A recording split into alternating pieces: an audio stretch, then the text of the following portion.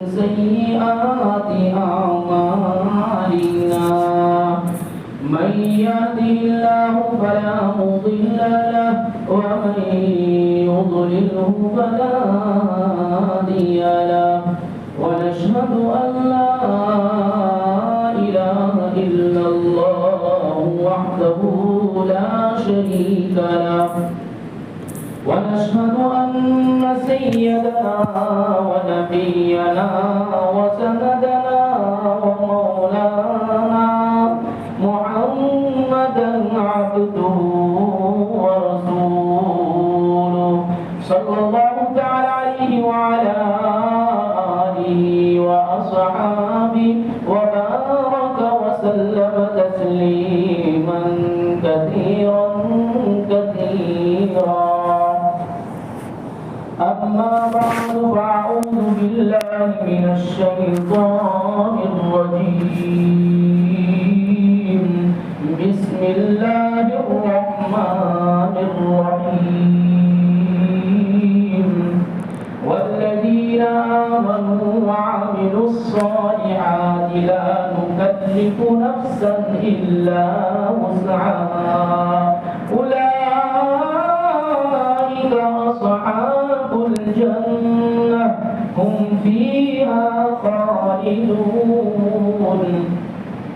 ونزعنا ما في صدورهم من غل تجري من تحتها الأنهار وقالوا الحمد لله الذي هدانا لهذا وما كنا لنهتدي لولا أن هدانا الله لقد جاءت رسل ربنا بالحق ونودوا أن تلكم الجنة أورثتموها بما كنتم تعملون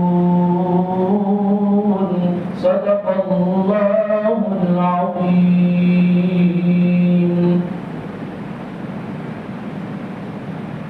محترم سامعین اکرام، نافرمانوں کا انجام بیان کرنے کے بعد اللہ تبارک و تعالیٰ فرما برداروں کا انجام اور نیکوکاروں کو ملنے والی انعامات کا اور اللہ کی طرف سے ملنے والی جزا کا ذکر فرما رہے ہیں کہ وہ لوگ جنہوں نے ایمان قبول کیا اور ایمان قبول کرنے کے بعد اعمال صالحہ کیے، بغیر ایمان کے نیکیاں اور اعمال صالحہ منظور نہیں، اور صرف ایمان پر صرف ایمان عمل نہ ہو تو اس پر بھی جنت نہیں. اس لیے فرمایا دونوں چیزیں، ایمان لاؤ اعمال صالحہ کرو. وہ لوگ جنہوں نے کہ ایمان قبول کیا، اللہ کی ذات و صفات پر توحید پر ایمان قبول کیا، رسالت کو تسلیم کیا، میعاد کو مانا،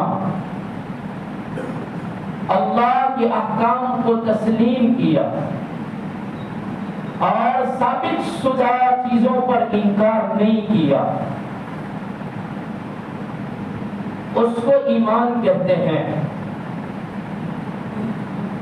ایمان کی قدر، ایمان کی حفاظت بہت ضروری ہے. صرف کلمہ پڑھ لینا اسی کا نام ایمان نہیں ہے. کلمے کے تقاضے کو پورا کرنا یہ ایمان ہے. مسلم شریف کی روایت حضرت براء بن عازب رضی اللہ عنہ راوی ہے، فرماتے ہیں انصار کا ایک قبیلہ تھا جس قبیلے کا نام بنو نبید تھا. بنو نبید کا ایک آدمی اللہ کے رسول صلی اللہ علیہ وسلم کے پاس آیا اور اللہ کے رسول صلی اللہ علیہ وسلم کے پاس آنے کے بعد اس نے کلمے کا اقرار کیا اور ایمان قبول کر لیا۔ ایمان قبول کرنے کے بعد اعمال صالحہ میں سے صرف ایک عمل اس کی زندگی میں آیا کہ جس وقت ایمان قبول کیا اسی وقت لوگ جہاد میں جا رہے تھے، وہ بھی جہاد میں شریک ہو گیا۔ قبیلہ بنو نبید کا آدمی جہاد میں شریک ہوا ایمان قبول کرنے کے بعد اور اسی جہاد میں شہید ہو گیا۔ اللہ کے رسول صلی اللہ علیہ وسلم نے فرمایا اس آدمی نے ایمان قبول کیا، عمل بہت تھوڑا کیا اور بہت بڑا ثواب اور اجر حاصل کیا۔ اس نے نہ نماز پڑھی، نہ زکات دی، نہ حج کیا، کوئی رکن ادا نہیں ہوا تھا، کوئی عمل ایسا وجود میں نہیں آیا، صرف ایک عمل آیا اور وہ جہاد کیا، جس کو عمل صالح کہا جاتا ہے۔ عمل صالح اس کا جہاد والا زندگی میں آیا، شہید ہو گیا۔ اللہ کے رسول صلی اللہ علیہ وسلم نے فرمایا اس ایمان نے، اس عمل نے اس کو جنت میں پہنچا دیا۔ کہ ایمان کی قدر اور ایمان کی عظمت اور ایمان کی حفاظت بہت ضروری ہے۔ وہ لوگ جو ایمان لائے اور ایمان لانے کے بعد اعمال صالحہ کیے، اعمال صالحہ میں فرمایا عمل صالح اس کو کہا جاتا ہے کہ ہر وہ عمل جو اللہ کی رضا کے لیے محمد رسول اللہ صلی اللہ علیہ وسلم کے طریقے کے مطابق کیا جائے اس کو عمل صالح کہتے ہیں۔ اب نماز، روزہ، حج، زکات یہ تو ظاہری عمل ہے ہی، اعمال صالحہ ہے ہی، لیکن تجارت، ملازمت، زراعت یعنی کھیتی باڑی، اہل و عیال، بیوی بچوں کے حقوق ادا کرنا، یہ بھی اگر اللہ کے حکم، اللہ کی رضا کے لیے نبی کریم صلی اللہ علیہ وسلم کے بتائے و معاشرے کے مطابق اگر ادا کیا جائے تو یہ حقوق کی ادائیگی اعمال صالحہ میں ہے۔ آدمی نماز پڑھ رہا ہے لیکن اس کی نیت رضا الہی نہیں ہے اور نماز کا طریقہ وہ نہیں ہے جو اللہ کے رسول صلی اللہ علیہ وسلم نے بتایا، تو فرمایا ہے نماز عمل صالح نہیں بلکہ عمل بد ہے۔ کہ نیت کے بدلنے سے عمل معصیت ہو جاتا ہے، کہ نیت بدل گئی تو نیت کے بدلنے سے نماز جیسے اہم عمل صالح وہ عمل بد بن جاتا ہے، عمل معصیت بن جاتا ہے، گناہ کا عمل بن جاتا ہے۔ کہ ہر عمل جس میں اللہ کی رضا اور اللہ کے رسول صلی اللہ علیہ وسلم کا طریقہ نہ ہو وہ عمل بد بن جاتا ہے۔ اب آدمی درخت لگاتا ہے اور درخت لگانے کی نیت یہ ہے کہ لوگ اور جانور اس سے سایہ حاصل کریں گے تو اس کا یہ درخت لگانا عمل صالح ہے۔ یہ ساری چیزیں لکھی ہیں مفسرین نے عمل صالح کے تحت میں۔ آدمی ڈاکٹر بنتا ہے اور نیت یہ ہے کہ انسانیت کی خدمت کریں گے، انسانیت کی خدمت کے جذبے سے ڈاکٹر بنتا ہے تو اس کا یہ فن طبی عمل صالح ہے۔ اگر سائنس کے میدان میں آتا ہے اور دشمنان اسلام کا مقابلہ کرنے کے لیے سائنس کے میدان میں آیا اور سائنسی علم حاصل کیا، سائنسی ترقی حاصل کی، تو فرمایا جغرافیہ، یہ فلسفہ، یہ سائنسی والا علم حاصل کرنا یہ اس کا عمل صالح کہا جائے گا۔ ورنہ کتنا ہی کارے خیر کریں، عمل صالح کریں، نیت اللہ کی رضا نہیں ہے اور اللہ کے رسول کے طریقے کے خلاف ہے تو فرمایا عمل صالح نہیں ہے۔ اس لیے اللہ نے دو شرطیں لگائی، والذین آمنوا وعملوا الصالحات، وہ لوگ جو ایمان لائے اور اعمال صالحہ کیے، اور اعمال صالحہ کرنے کے لیے اللہ فرماتے ہیں لا نکلف نفسا الا وسعها، کسی کے اوپر بھی ہم نے بوجھ زیادہ نہیں ڈالا، اس کی سخت سے زیادہ، اس کی طاقت سے زیادہ، اس کی صلاحیت اور استعداد سے زیادہ ہم نے کسی کو بھی مکلف نہیں بنایا۔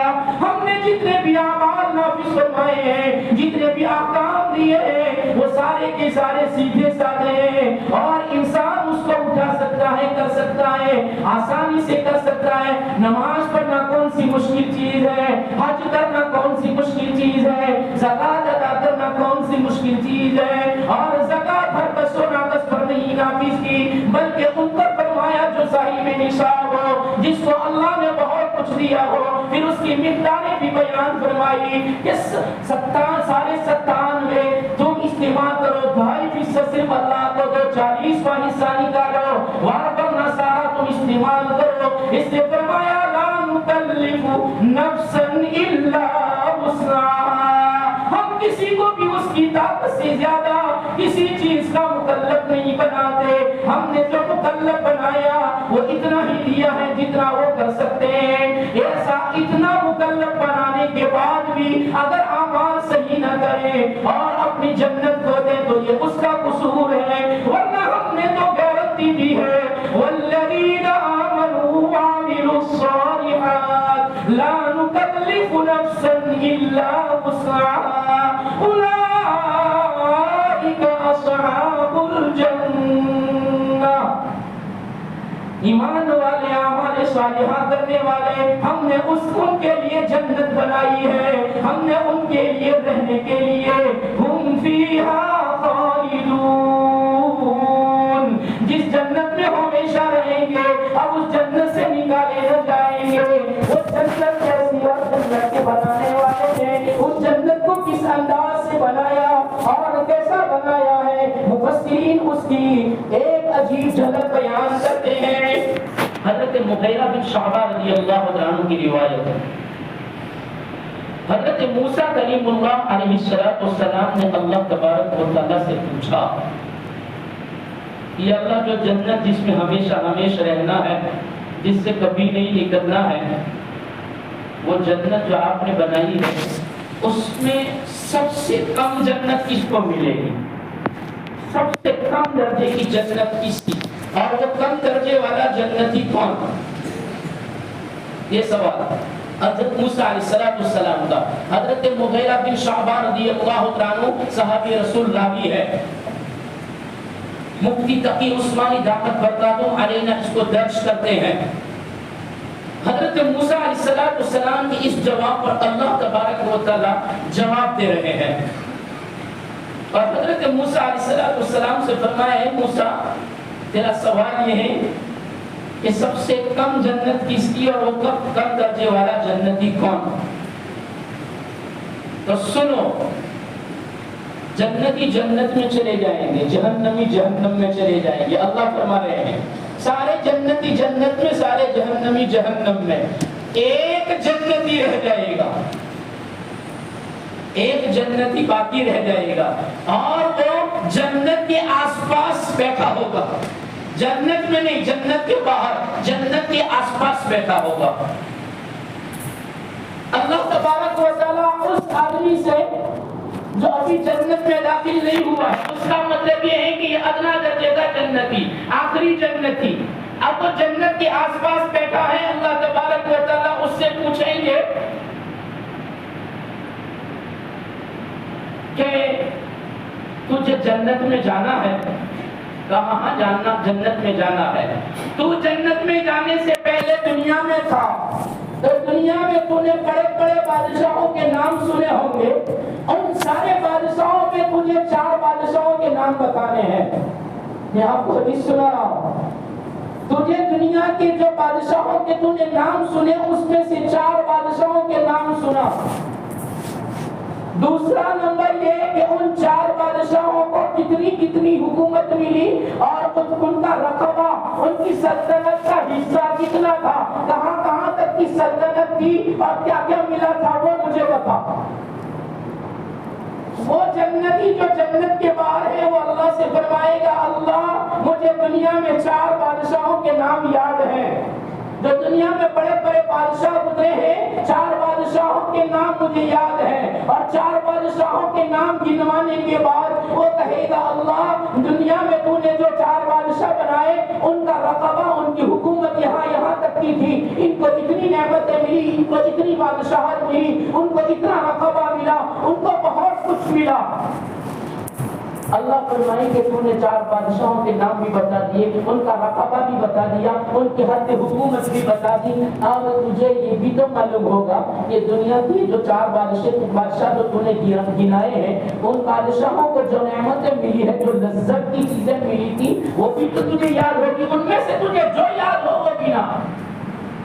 کہ ان کو لذات حاصل کرنے کے لیے، عیش و آرام کے لیے، راحت حاصل کرنے کے لیے ان بادشاہوں کو جو چیزیں ملی اس میں سے جو تجھے یاد ہو وہ سنا. وہ جنتی وہ ساری نعمتیں جو بادشاہوں کو ملی ہے جو اس کو یاد آ پڑے گی، وہ یاد آئی ہوئی چیزیں سنائے گا کہ اس کو یہ ملا، یہ لذت کی چیز ملی، راحت کی چیز ملی، یہ آرام کی چیز ملی، ایسا ملا ویسا ملا، سارا سنائے گا. اور سارا سنانے کے بعد اللہ تبارک و تعالیٰ اس جنتی سے کہیں گے جو بھی جنت میں داخل نہیں ہوا ہے، اس سے اللہ فرمائے گا کہ اگر یہ 4 آدمی جو بادشاہوں کے تو نے نام دیے اور اس کا رقبہ بیان کیا، اس کی لذات کی چیزیں بیان کی، اس کی سکون و راحت کی اور عیش و عشرت کی سامان تو نے بیان کیے، وہ سارا کا سارا اگر ہم تجھے دیتے ہیں تو اس پر راضی ہو جائے گا. وہ کہے گا کہ یا اللہ اتنا اگر مل جائے تو اس کے بعد تو کچھ نہیں چاہیے، جتنا یہ 4 بادشاہوں کو ملا اتنا اگر مجھے مل جائے تو میں اس پر راضی ہو جاؤں گا. اللہ نے فرمایا جا جنت میں داخل ہو جا، ان 4 کو جتنا ملا ہے اس سے 10 گنا تجھے ہم عطا فرما دیں. آخری درجے کا جنتی دنیا کے بڑے بڑے 4 بادشاہوں کے اندر کو جتنا ملا دنیا میں اس سے 10 گنا ہم تجھے جنت میں دیتے ہیں. اللہ فرماتا ہے موسیٰ ہم آخری جنت کو ادنا قسم کی جنت اتنی دیں گے، سب سے چھوٹی جنت اتنی بڑی 10 گنا بڑی، 4 کے مقابلے میں 10 گنا بڑی. اور اس کے بعد فرمایا موسیٰ یہ وہ جنتی ہے جس کے بارے میں تو نے مجھ سے سوال کیا. تو حضرت موسیٰ علیہ السلام فرمانے لگی یا اللہ جب ادنا قسم کے آخری حصے کے جنتی کی جنت کا یہ عالم ہے تو جو بڑے جنتی ہوں گے اور اعلیٰ قسم کے جنتی ہوں گے ان کی جنت کا کیا حال ہوگا. تو اللہ نے حضرت موسیٰ علیہ السلام کو اس کے جواب میں فرمایا اعلیٰ قسم کے جنتیوں کے لیے اور بہترین قسم کے جنتیوں کے لیے جنت کے جو سامان ہے اور جنت کی جو نعمتیں ہیں اور جو جنت میں ان کو دینے والا ہوں اس کو میں نے اپنے ہاتھوں سے بنایا اور ہاتھوں سے بنا کر اس کو میرے خزانوں میں مہر لگا کر پیک کر کے رکھ دیا ہے. وہ کیسی جنت؟ اللہ نے فرمایا موسیٰ ایسی جنت جو آنکھوں نے دیکھی نہیں، کانوں نے سنی نہیں، دل و دماغ پر وہم نہیں گزرا، ایسی جنت اعلیٰ قسم کے جنتیوں کو میں دینے والا ہوں. یہ وہ جنت ہے اولئک اصحاب الجنہ ہم فیہا خالدون، وہ ایسی جنت جس میں ہمیشہ رہنا ہے. وہ کیسی جنت؟ اس سے متعلق ایک اور روایت سن لیجیے. جنت میں جانا ہے انشاءاللہ تو جنت میں جانے والے اعمال کریں گے تو فرمایا جنت ایسی ملے گی. سعید بن المسیب رحمۃ اللہ علیہ فرماتے ہیں بہت بڑے تابعی ہیں، حضرت ابو ہریرہ رضی اللہ عنہ کے شاگرد ہیں. حضرت ابو ہریرہ رضی اللہ عنہ سے سعید بن المسیب نے علم حاصل کیا، علم حدیث حاصل کیا. وہ سعید بن المسیب رحمۃ اللہ علیہ فرماتے ہیں میرے استاد حضرت ابو ہریرہ رضی اللہ عنہ نے ایک مرتبہ مجھ سے کہا سعید چلو ہمیں بازار جانا ہے، اور جمعہ کا دن تھا. جمعہ کے دن حضرت ابو ہریرہ رضی اللہ عنہ نے سعید بن المسیب رحمۃ اللہ علیہ کو فرمایا چلو ہمارے ساتھ بازار چلنا ہے، ہمیں ایک چیز خریدنا ہے. تو بازار جانا تقوی کے خلاف نہیں ہے، بازار اگر ضرورت ہے کام ہے تو جا سکتے ہیں. اس کا مطلب یہ نہیں ہے کہ اللہ والا ہو اور عالم ہو ایسا ہو بڑا آدمی ہو تو وہ بازار نہیں جا سکتا، جا سکتا ہے، ضرورت ہو تو وہ بھی جا سکتا ہے. حضرت ابو ہریرہ جیسا صحابی فرما رہا ہے کہ سعید چلو ہمیں بازار جانا ہے، بازار کام ہے. لیکن صرف بازار تفریح کے لیے جانا ممنوع ہے، مائنڈ فریش کرنے کے لیے بازار جانا اس سے روکا گیا ہے. بہرحال حضرت ابو ہریرہ رضی اللہ عنہ سعید بن المسیب کو لے کر بازار گئے اور بازار جا کر جو اپنا کام تھا وہ نمٹایا. کام پورا ہونے کے بعد جب واپس آ رہے تھے سعید بن المسیب رحمۃ اللہ علیہ فرماتے ہیں حضرت ابو ہریرہ رضی اللہ عنہ نے فرمایا سعید دعا کرو اللہ سے کہ اللہ ہمیں جنت کے بازار میں بھی جمع کر دے.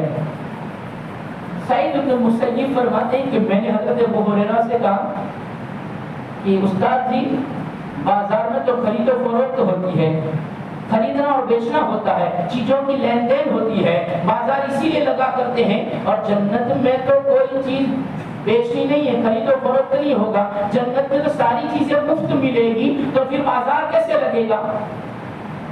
بازار کا مقصد ہی چیزوں کو خریدنا بیچنا، اور جبکہ جنت میں ہر چیز مفت ملے گی تو پھر جنت میں بازار کیسے لگے گا؟ حضرت ابو ہریرہ رضی اللہ عنہ نے فرمایا سعید بن المسیب رحمۃ اللہ علیہ کو کہ او میرے شاگرد، بات یہ ہے کہ اللہ جنت میں بھی بازار لگائے گا۔ اور پھر نبی کریم صلی اللہ علیہ وسلم کا ارشاد مبارک لمبا چوڑا حضرت سعید بن المسیب کے سامنے حضرت ابو ہریرہ رضی اللہ عنہ بیان کر رہے ہیں، اور فرمایا اللہ کے رسول صلی اللہ علیہ وسلم نے فرمایا جنت میں بازار لگے گی، ہر جمعہ کے دن بازار لگے گا، جنت میں ہر جمعہ کے دن بازار لگے گا جنتیوں کا۔ اور پھر تفصیل بیان کرتے ہوئے فرمایا اللہ کے رسول صلی اللہ علیہ وسلم نے فرمایا جنتیوں کو جنتیوں کا فیصلہ کرنے کے بعد ان کے مقام تک پہنچا دیا جائے گا، جنت میں ہر جنتی اپنے مقام پر پہنچ جائے گا، اللہ اتنی نعمتیں دے گا کہ ان نعمتوں سے باہر نکلنے کا اس کو کبھی بچار بھی نہیں آئے گا، کبھی سوچ بھی نہیں آئے گی، اور کبھی نکلنے کو وہ سوچے گا بھی نہیں، لیکن اتنے میں ایک آواز لگے گی، ایک ندا لگائی جائے گی، اور سارے کے سارے جنتیوں کو دعوت دی جائے گی، یعنی اعلان کیا جائے گا، اور اللہ کی طرف سے منادی ندا کرے گا، آواز لگائے گا، اے اہل جنتی، اے جنت والو، اپنے اپنے ٹھکانوں سے باہر نکلو۔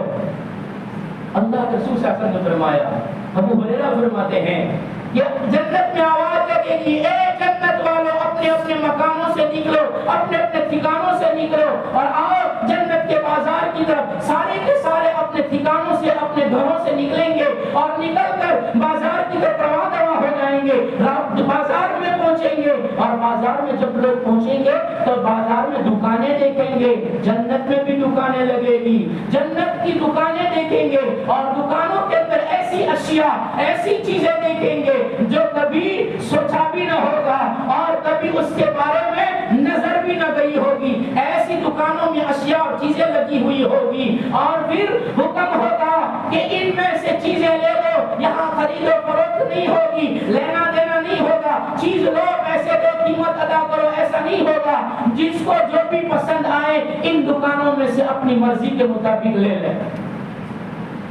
جنتی دکانوں میں گھسنا شروع کریں گے، ایک دو تین یکے بعد دیگر ساری دکانوں میں داخل ہوں گے، اور اندر جا کر عجیب عجیب اشیاء دیکھیں گے، عجیب عجیب چیزوں کو دیکھیں گے، اور جس کو جو مرضی آئے گی وہ مرضی کے مطابق ان میں سے چیزیں لے لے گا اور لے کر بازار سے نکلے گا۔ بازار ختم ہوا، پھر اعلان ہوگا ابھی گھر نہیں جانا ہے، ابھی اپنے اپنی جنتوں میں نہیں جانا ہے، اپنے اپنے ٹھکانوں پر نہیں جانا ہے، ابھی اللہ کے دربار میں جانا ہے۔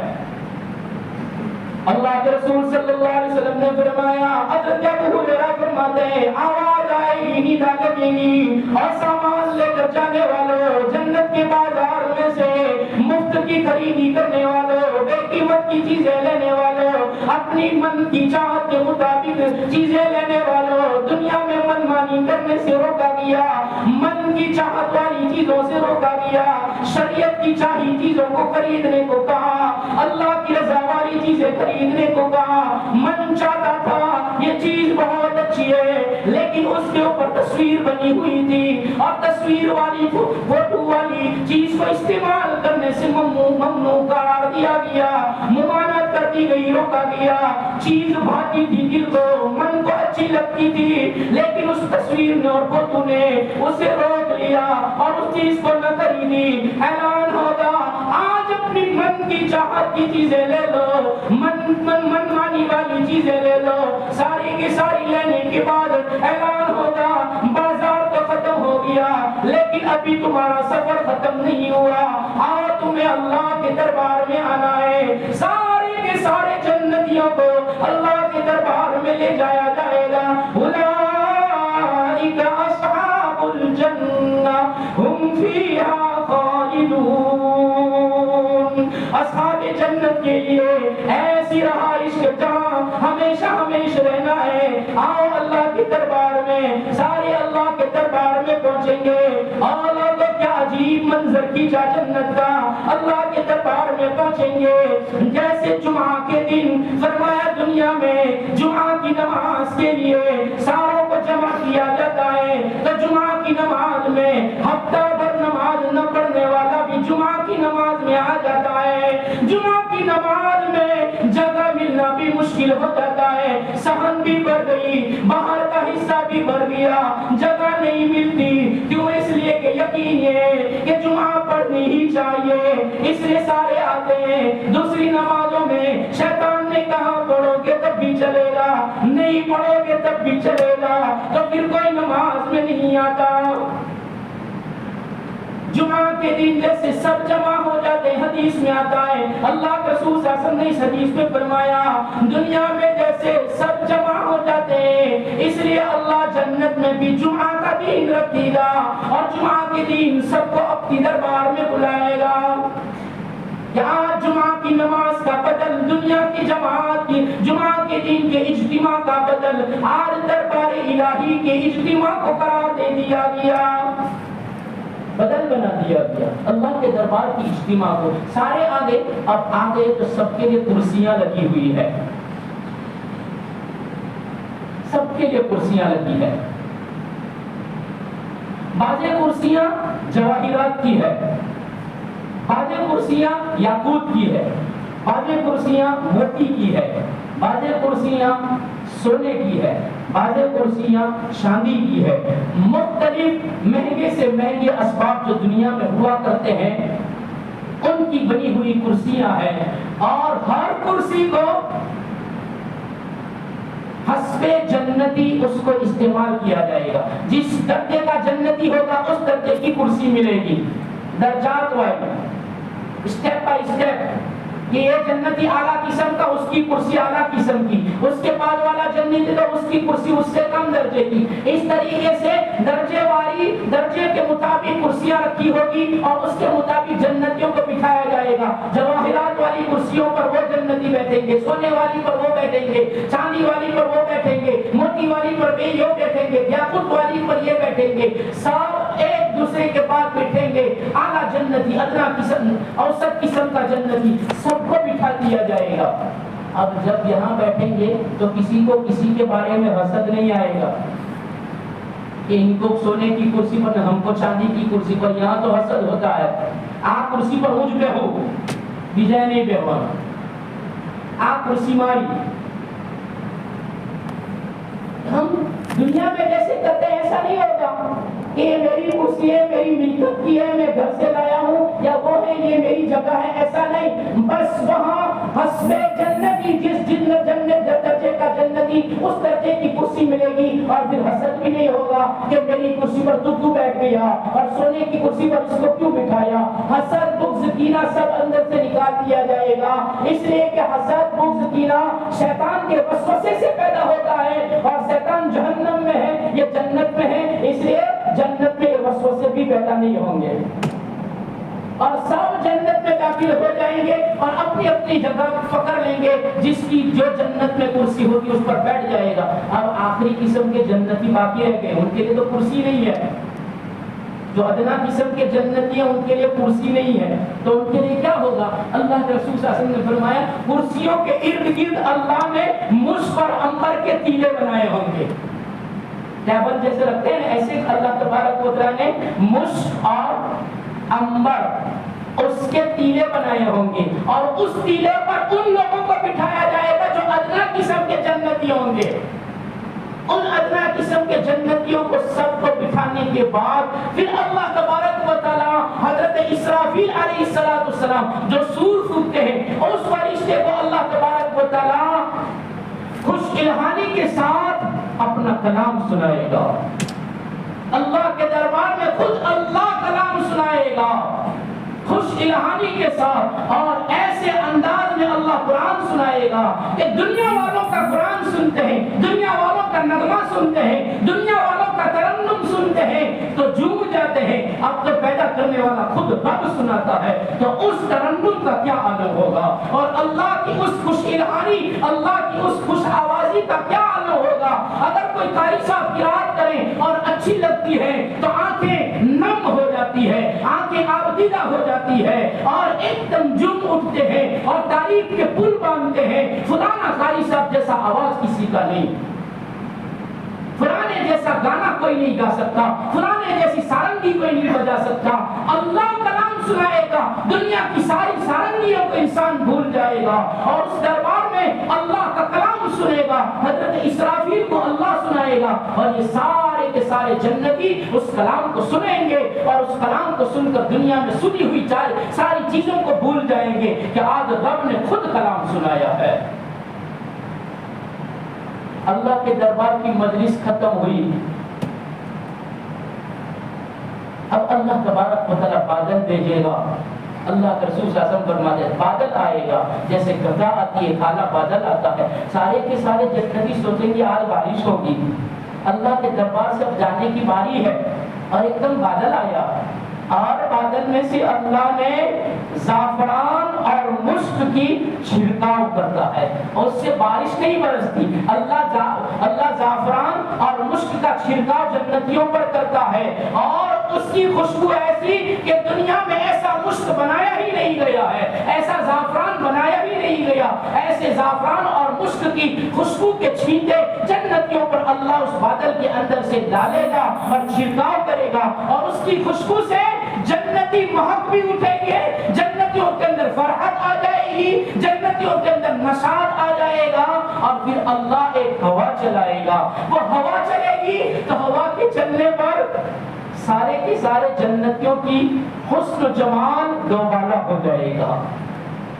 دنیا کا حسن ختم، جنت کا حسن اللہ تبارک و تعالیٰ اس ہوا کے ذریعے سے ڈال دے گا، اور سارے کے سارے حسین اور جمیل بن جائیں گے، کوئی کالا نہیں، کوئی گورا نہیں، کوئی گیہوں کلر کا نہیں، سارے کے سارے ایک دم سب کے سب یکساں، اور سارے کے سارے خوبصورت ہے، حسین ہے، جمیل ہے۔ یہ ہوا چلے گی، پھر کہا جائے گا اپنے اپنے گھروں کی طرف چلو، اپنے اپنے آرام گاہوں کی طرف چلو، اپنے اپنی جنتوں کی طرف چلو، سارے کے سارے وہاں سے اٹھ کر جنت کی طرف رواں دواں ہوں گے، اپنے اپنے گھروں کی طرف رواں دواں ہوں گے۔ جب گھر پہنچیں گے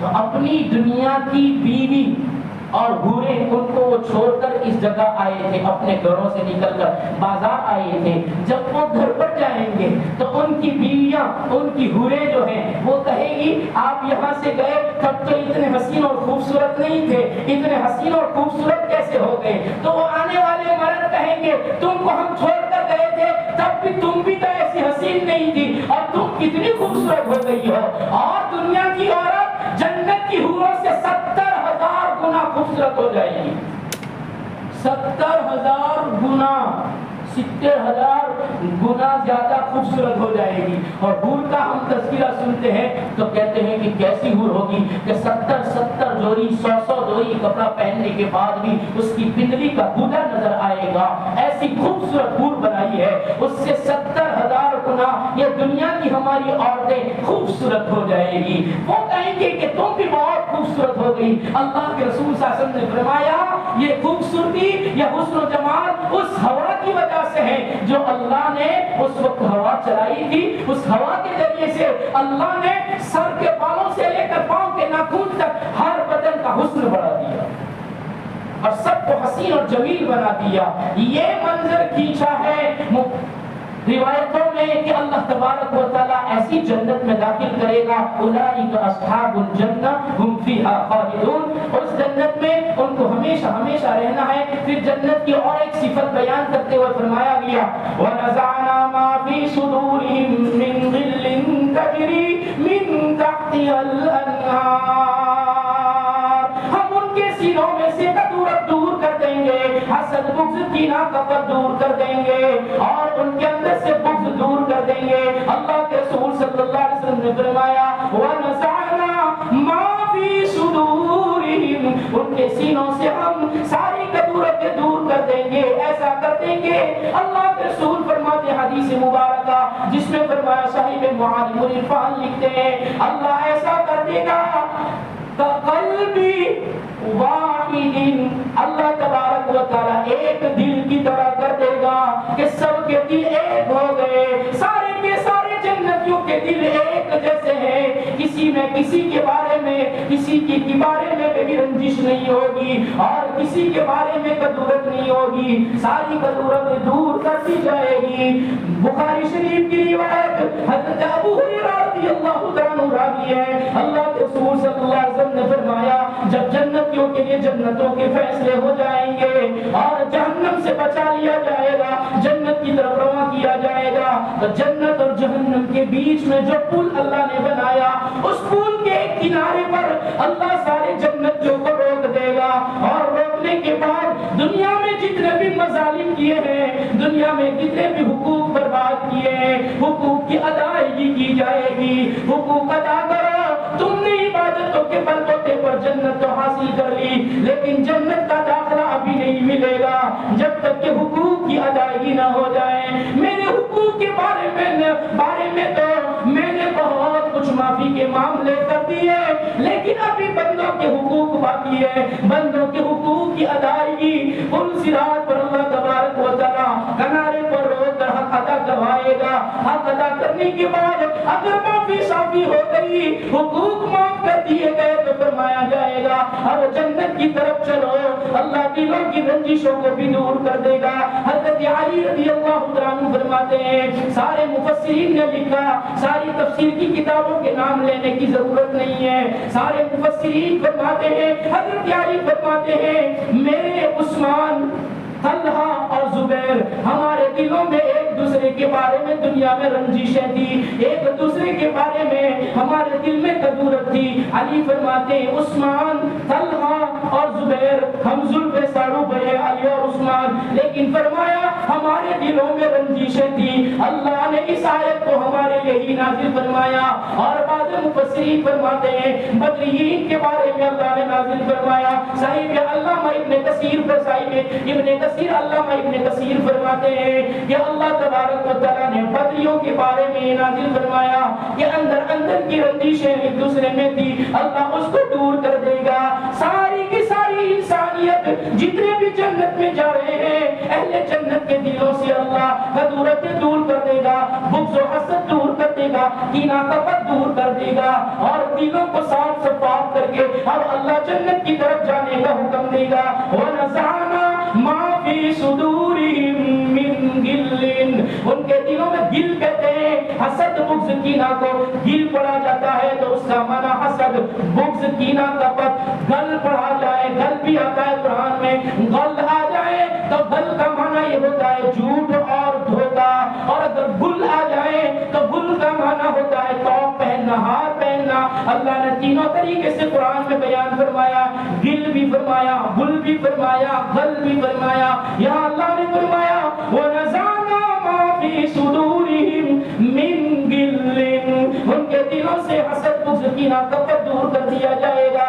اب جب وہ جنت کے دروازے پر پہنچیں گے، علامہ ابن کثیر فرماتے ہیں جنت کے دروازے پر ایک درخت ان کو نظر آئے گا، اور اس درخت کے پاس سے دو چشمے جاری ہوں گے، دو نہریں بہ رہی ہوگی، ایک نہر سے وہ پیئیں گے، پینے سے اللہ دلوں کی ساری کدورتیں دور کر دے گا، اور دوسرا چشمہ، دوسرا جھرنا، دوسری نہر جس سے وہ غسل کریں گے، اور غسل کرتے ہی اللہ تبارک و تعالیٰ دنیا کے حسن و جمال کو ختم کر کے جنت کا حسن و جمال کا پردہ چڑھا دے گا، اور جنت کا حسن و جمال اس نہر سے غسل کرنے سے آ جائے گا۔ پھر جنت کے دروازے کھولے جائیں گے اور جنت میں داخل کیا جائے گا، اور جب جنت میں جائیں گے اللہ کے رسول صلی اللہ علیہ وسلم نے قسم کھا کر فرمایا، قسم اس رب کی جس نے محمد کو پیغمبر بنا کر بھیجا، جنت میں جانے والا پہلی مرتبہ جنت میں داخل ہو رہا ہے، لیکن وہ اپنے مکان کو، اپنی جگہ کو، اپنے مکان کو ایسے اس سے بھی زیادہ پہچانے گا، اس سے بھی زیادہ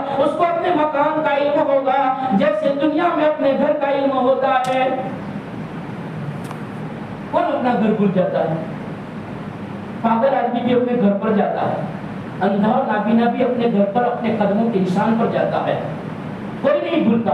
اللہ کے رسول قسم کھا کر فرماتے جب جنت میں داخل ہوں گے تو ہر جنتی اپنا مکان ایسے پہچانتا ہوگا، بلکہ اس سے بھی زیادہ پہچانتا ہوگا جو دنیا میں اپنے مکان کو پہچانتا تھا۔ پھر وہ جنت میں داخل ہوں گے، اپنے مکان پر پہنچیں گے، ہر جنتی کے گھر کے پاس اللہ تبارک و تعالیٰ تجری من تحتها الانہار، نہریں بہ رہی ہوگی، اس کے گھر کے پاس اس کے آنگن میں نہریں بہ رہی ہوگی، اور نہر کا بہنا اور کنارے پر گھر کا ہونا یہ خوبصورتی کی علامت ہے اور خوشنمائی کی علامت ہے۔ اللہ تبارک و تعالی لوگ کناروں پر گھر بنانے اور محل بنانے کی سوچتے ہیں کہ تالاب کے کنارے پر بنائیں، دریا کے کنارے پر بنائیں، ندی کے کنارے پر بنائیں۔ کیوں؟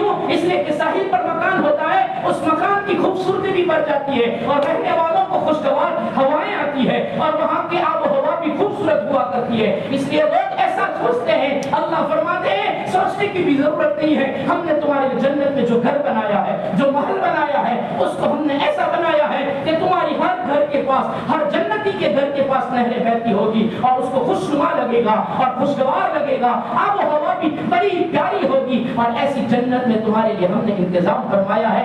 محل کیسا ہوگا؟ ایسا محل نہیں جو میں اور آپ سوچتے ہیں، میری اور آپ کی سوچ میں جو محل ہے کہ جنت میں ایسا محل ہوگا، نہیں، ایسا محل ہوگا جس کی خوبیاں انشاءاللہ زندگی باقی رہی تو آئندہ تک سنیں گے۔ اس جنت میں اللہ تبارک و تعالیٰ نے نہروں کے ساتھ جو محل بنائے، وہ محل کیسے ہوں گے، وہ جنت اور کیسی ہوگی، اصحاب جنت اصحاب نار کو کیا کہیں گے، اس کا تذکرہ آگے کی آیتوں میں اللہ کر رہا ہے۔ زندگی باقی رہی تو آئندہ تک سنیں گے کہ اللہ نے کیسی جنت بنائی ہے۔ بہرحال چند اعلانات۔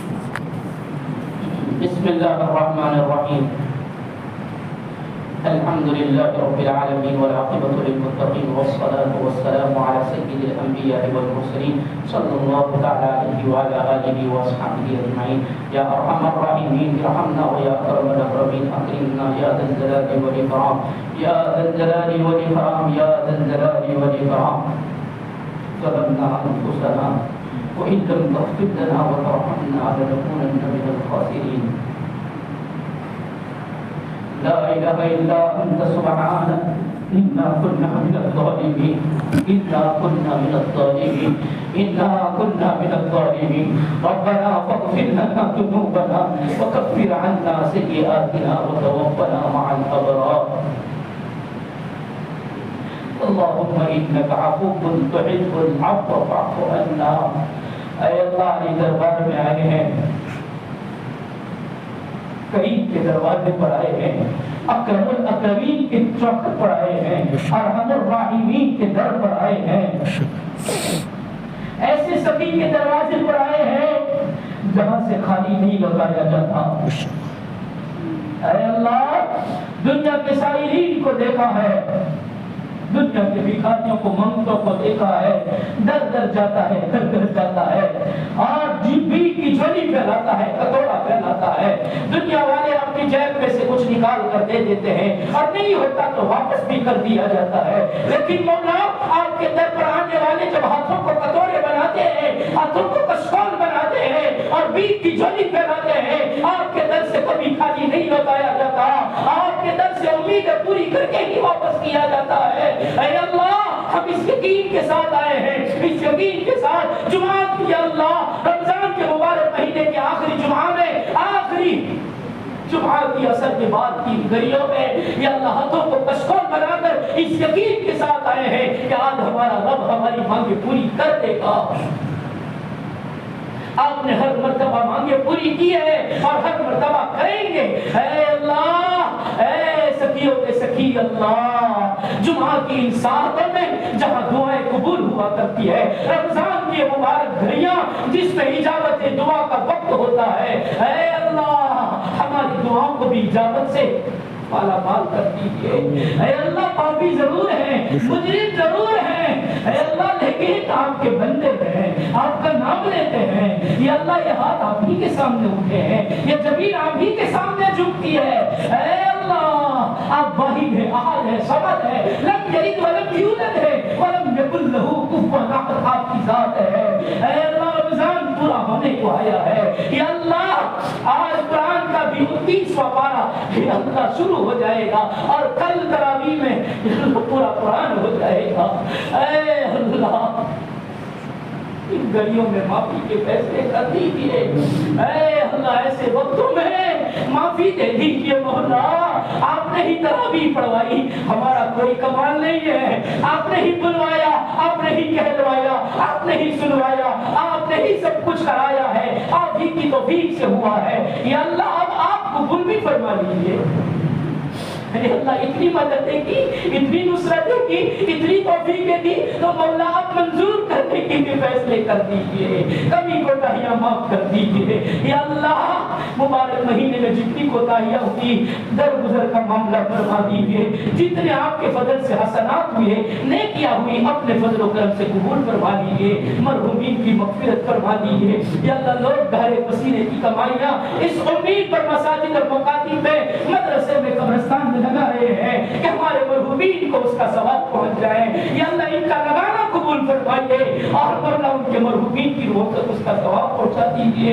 اے اللہ مرحومین کی قبر کو نور سے منور فرمائی دیجیے. اولئک اصحاب الجنہ بنا دیجیے. ہم فیہا خالدون کا فیصلہ کر دیجیے. اے اللہ ہمیشہ ہمیشہ کے لیے جنت ٹھکانہ بن جائے, ایسے فیصلے فرما دیجیے. اے اللہ زمین پر چلنے والوں کی, زمین کے نیچے سوئے ہوئوں کی اتقوا من النار کا فیصلہ فرما دیجئے. جہنم کی آگ سے آزاد کرنے کے فیصلے کر دیجئے, مغفرتوں کے فیصلے کر دیجئے. اے اللہ بیماروں کو شفائے کلیہ عطا فرما دیجئے. آپ جانتے ہیں کس کو کیا بیماری ہے. یا اللہ سب کی بیماری والی نعمت کو تندرستی والی نعمت میں بدل دیجئے. عافیتوں کے فیصلے فرمائیے, عافیتوں کے فیصلے فرمائیے. اے اللہ جن کا جو بھی کام اٹکا ہوا ہو دنیاوی اعتبار سے, یا اللہ جو کام اٹکا ہوا ہے بنا دیجئے. یا اللہ کامیابی عطا فرما دیجئے. اے اللہ لوگوں نے دعا کے لیے درخواست کی ہے, اے اللہ ان کے اٹکے ہوئے کاموں کو بنا دیجئے. اے اللہ ان کی جائز تمنائیں پوری فرما دیجئے. یا اللہ جتنے بھی لوگ دعا کے لیے درخواست کرتے ہیں ان کے جائز مقاصد پورے فرما دیجئے, مقاصد میں کامیابیاں نصیب فرما دیجئے. اے اللہ قید و بند میں جو لوگ محبوس ہیں رہائی کے انتظامات فرما دیجئے. یا اللہ مسلمانوں پر جو مظالم ہو رہے ہیں, یا اللہ مظالم کو روک دیجئے. مولا مظلوموں کی مدد فرمائیے, ظالموں کو ہدایت دے دیجئے. اندر اندر کی خانہ زنگیوں سے ہمیں بچا دیجئے. اے اللہ دنیا بھی بھلی بنا دیجئے, عقبہ بھی بھلی بنا دیجئے. اے اللہ کلمہ ایمان پر چلائیے. جب آخری وقت آئے کلمہ ایمان کے ساتھ اپنی رضا اور نبی کریم صلی اللہ علیہ وسلم کی رضا کے ساتھ ہمیں موت نصیب فرمائیے. اے اللہ بندے بندیوں کی حق ادا کرتے ہوئے اس دنیا سے جانے کی توفیق عطا فرمائیے. کسی کا حق مار کر آخرت بگاڑنے سے بچا لیجیے. یا اللہ حقوق کی ادائیگی سکھا دیجیے اور ادا کرنے کی توفیق عطا فرما دیجیے. دعاؤں کو اپنے فضل سے نبی کریم صلی اللہ علیہ وسلم کے صدقے زبیر میں شرط قبولیت سے نواز دیجیے. اللہم صلی علی محمد النبی الامی وعلی آلہ وسلم تسلیما برحمتک یا ارحم الراحمین.